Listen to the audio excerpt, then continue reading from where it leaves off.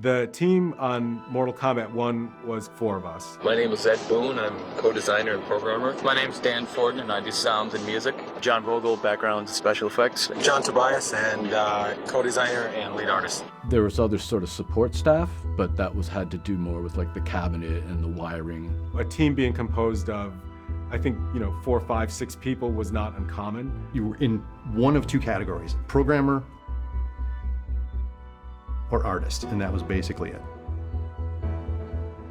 Everything felt like, being in a rock band or something, just a very few number of guys. He's guitar, he's drum, he's, we all had our own jobs to do, and we'd fight with each other, and we'd hang out with each other and go see movies with each other and stuff. And certainly when I started working on Smash TV, it was myself, Mark Turmel, and I think there was maybe one other programmer at the time, and then Eugene Jarvis eventually came on.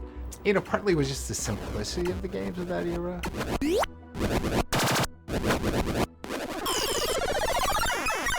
8-bit, pixel art, that a lot of the animation was just done with graph paper. Say Defender, all the animations of that game could be done in a week. A lot of people think that, somebody up high says you're going to make a fighting game and you're going to call it Mortal Kombat and it's going to look like this, and then we go, okay, and do it. That's not how it worked at all.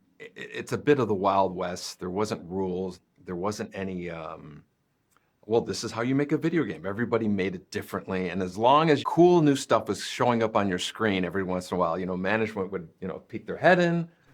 Oh, you got fatalities going. Good job. And then they'd leave and you just continue with it. Win. It was so pure, you didn't have to, have a committee meeting every time you wanted to add a feature. And things were so loose back then, there wasn't really a workflow. It was like, hey, we need to get something done.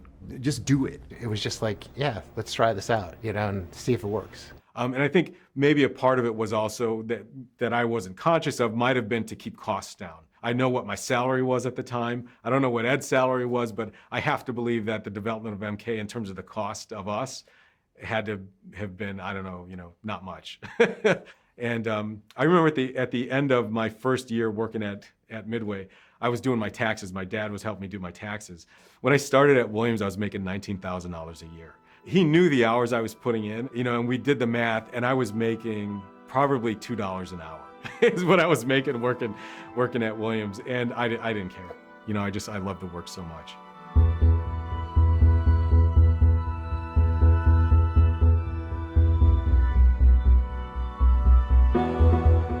I know it's not a popular topic, but like, the overnighters and the, going out for breakfast, nobody told us to do that. Nobody said, stay till midnight tonight.